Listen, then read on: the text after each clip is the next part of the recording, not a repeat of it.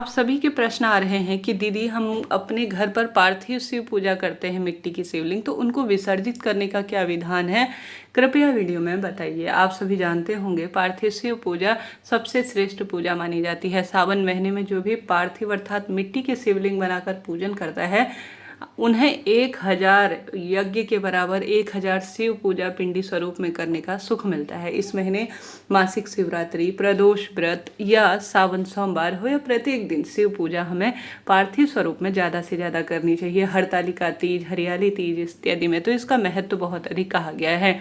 आप जानते होंगे स्वयं श्री रामचंद्र जी ने लंका पर विजय प्राप्त करने के लिए रामेश्वरम में पार्थिव अर्थात मिट्टी के शिव बनाकर ही पूजा की थी। साथ ही भगवान श्री कृष्ण ने भी शास्त्रों में वर्णित है संतान प्राप्ति के लिए पार्थिव शिव और शिव उपासना की थी। साथ ही माता गौरी ने स्वयं महादेव को प्राप्त करने के लिए मिट्टी के शिव पूजा की थी। आपने हरियाली तीज, हरतालिका तीज व्रत कथा में यह बात जरूर से सुनी होगी।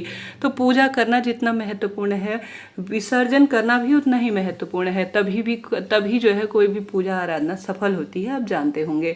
ऐसे में पूजा आप विधान से करें। मैंने अपने चैनल पर वीडियो बनाया हुआ है कैसे पार्थिव शिव पूजा की जाती है, कैसे मिट्टी के शिवलिंग बनाए जाते हैं, कैसे इसका संपूर्ण विधान क्या है। तो आप सभी उन वीडियो को कृपया जरूर से देखिएगा। अब जानते हैं विसर्जन की विधि।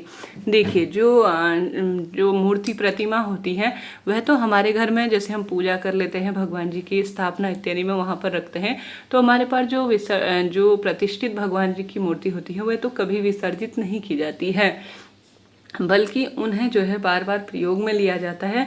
मूर्ति प्रतिमा जितनी पुरानी होती है उतना अधिक वह फल देती है रोग कर्ज संकट पीड़ा से मुक्ति देने में।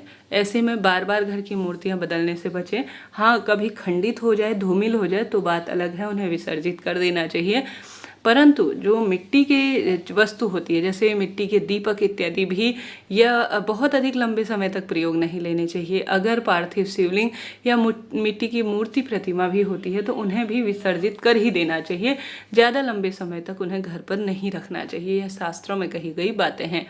आप सभी को बताते हुए चलूँ कि जो पार्थिव शिव पूजा होती है वह तो आप अपने घर पर जो पंडित जी होंगे ना उनसे भी पूछेंगे तो वह स्पष्ट स्वरूप में कह देंगे, क्योंकि जो मिट्टी से बनी हुई वस्तु होती है वह लंबे समय तक ज़्यादा चल नहीं पाती है। पार्थिव शिव जो है भले ही आप किस भी स्वरूप में बना लें, परंतु कहीं ना कहीं थोड़ा समय बीत जाने के बाद उनके खंडित होने का भय लगा रहता है। फिर खंडित हो गई वस्तु तो फिर पूजा भी कहीं ना कहीं खंडित होती है, पूर्ण फल इससे नहीं मिल पाता है। ऐसी स्थिति में हरतालिका तीज की बात अलग है, उसमें रात्रि जागरण किया जाता है, पूजन किया जाता है और रात भर उसे रखकर सुबह विसर्जित किया जाता है। परंतु घर पर शिवार्चन, पार्थिव शिव पूजा कराए हैं पंडित जी द्वारा या स्वयं भी, आप उन्हें 2 घंटे के भीतर, 1 घंटे के भीतर, 20, 25, 30 मिनट के भीतर जो है जैसे दीपक प्रज्वलित होता है ना जो, वह ठंडा हो जाए तो उसके साथ साथ ही आपको मिट्टी के शिवलिंग जो है विसर्जित भी कर देने चाहिए। अब इन प्रश्न आता है दीदी कैसे विसर्जित करें, इसकी क्या प्रक्रिया रहती है, तो आपको बतलाते हुए चलो। सबसे पहले आप सभी जैसे जो दीपक आपने लगाया है वह ठंडा हो चुका है, भगवान जी भोग प्रसाद जो है स्वीकार कर चुके हैं। अब आप सभी को क्या करना चाहिए कि जो भगवान जी पर चढ़ा हुआ प्रसाद है शिवलिंग पर वह भगवान जी ग्रहण कर चुके हैं। प्रसाद तो तुरंत ही 10-15 मिनट के भीतर ही आपको वहाँ से उठा लेना चाहिए, नहीं तो मीठे में नकारात्मक ऊर्जाएं आ जाती हैं, ऐसा शास्त्र प्रमाण कहता है। तो आप सभी को क्या करना चाहिए कि प्रसाद तो तुरंत हटाकर वितरित कर लेना चाहिए, स्वयं ग्रहण कर लेना चाहिए। जो शिवलिंग के नीचे जो जल होता है जो शिवार्चन में प्रयोग हुआ है, शिव अभिषेक में प्रयोग हुआ है, उसे घर में छिड़क देना चाहिए। और जो है विशेष कोई गमला है, जैसे तुलसी में कभी भी शिव की पूजा में प्रयुक्त हुई सामग्री नहीं प्रयोग में ली जाती, उन पर नहीं चढ़ाई जाती उस गमले में, नहीं शिवलिंग पर तुलसी माँ समर्पित होती हैं। तो इन नियम का ध्यान रखिएगा, नहीं तो आपकी शिव पूजा खंडित हो सकती है, फल नहीं मिलने की जो है शास्त्रों में बात कही गई है। तो इन चीज़ों का आप ध्यान रखिएगा। जो शिवलिंग पर चढ़ा हुआ जल है वह आप प्रसाद स्वरूप ग्रहण कर सकते हैं, घर में भी छिड़क सकते हैं। यह अपने आप में एक औषधि, एक देवतुल्य कहा गया है, क्योंकि मंत्रों की शक्ति से अभिमंत्रित है और अपने आप में अद्भुत है और सर्वश्रेष्ठ इसे कहा गया है।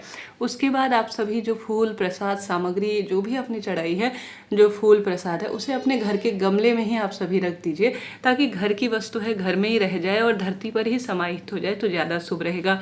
यहाँ वहाँ आप फेंकेंगे, जैसे पीपल, आंवला, शमी, इन पवित्र पेड़ों में शास्त्रानुसार रखी जाती है।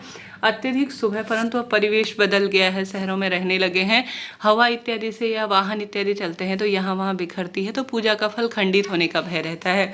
ऐसी स्थिति में आप सभी विशेष तौर पर इसे अपने घर पर ही कोई गमला ले लीजिए, उसमें थोड़ा मिट्टी पूर दीजिए और उसमें अपने जो फूल पत्ती बिल्वपत्र इत्यादि है सभी चीज़ें अपने घर की मिट्टी में ही दाब दीजिए। या घर पर ही कोई पौधा है या स्थान है तो उसमें थोड़ा सा मिट्टी खोदकर उसमें दाब देने से आपको संपूर्ण पूजा का फल मिलेगा और महादेव का अंश आपके घर पर रहेगा, क्योंकि इनसे कोई ना कोई फूल पत्ती जम जाएगी और महादेव उस फूल पत्ती के माध्यम से आपके घर पर विराजमान रहेंगे।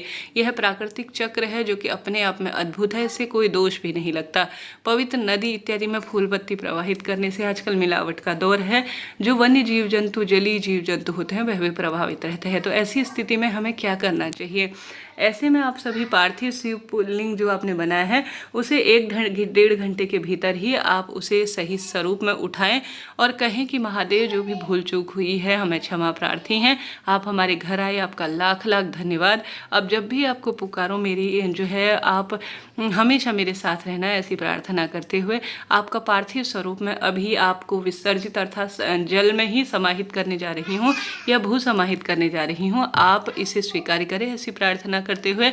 या तो जो मिट्टी की वस्तु है पार्थिव शिव बनाया है उसे पवित्र नदी में विसर्जित कर सकते हैं, पवित्र पेड़ के नीचे रख सकते हैं, नहीं तो अपने ही घर का गमला है उसमें आप विसर्जित कर सकते हैं। यह सबसे सही प्रक्रिया मानी जाती है। ऐसा न कर पाने की स्थिति में घर पर ही आपके पास कोई टब है ना, जैसे पानी का, उसे भर लीजिए या कोई बाल्टी है उसे भर लीजिए, साफ सुथरी होनी चाहिए। उसमें पार्थिव शिवलिंग को आप श्री शिवाय नमस्तुभ्यम हर हर महादेव के जयकारे लगाते हुए उसमें विसर्जित कर दीजिए। अर्थात मिट्टी से बनी वस्तु है और मिट्टी स्वरूप ले लेगी। अब किसी घर के गमले में या लॉन में इसे रख दीजिए और इसमें गमले इत्यादि में फूल वगैरह लगा दीजिए। फिर देखिए कैसा सुंदर स्वरूप आपके संपूर्ण पूजा का आपको फल प्राप्त हो जाएगा। तो सावन में शिव पूजा कर रहे हैं, पार्थिव शिवलिंग पूजा कर रहे हैं, तो इन कार्यों को करें, सही विधि से विसर्जित करें, तभी पूजा का फल मिलेगा।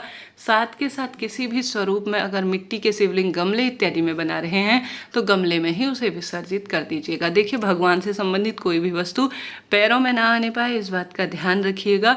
और छोटी छोटी बातें हैं, मैंने विस्तार से बताई। कोई भी प्रश्न हो फिर भी कमेंट्स में पूछ लीजिएगा। कहीं पर भी आप अटक रहे हो, जहाँ पर आपको जानकारी नहीं मिल पा रही हो, वहाँ पर आप मुझसे कमेंट्स के द्वारा पूछ सकते हैं। व्हाट्सएप नंबर मेरा स्क्रीन पर दिया हुआ है मैंने, आप उसमें से मुझसे बात कर सकते हैं और साथ के साथ कोई भी शुभ मुहूर्त इत्यादि की जानकारी मुझसे निकलवा सकते हैं। साथ के साथ आप कोई विशेष मुझसे बात करना चाहते हैं, संतान प्राप्ति, संतान उत्पत्ति या कोई अपनी कुंडली विश्लेषण इत्यादि को पूरी जानकारी आपको बिल्कुल सुरक्षित और पूरी जो है श्रेष्ठ तरीके से देने समझाने का प्रयत्न मैं करती हूँ। इस तरह से यह जानकारी थी। हर हर महादेव।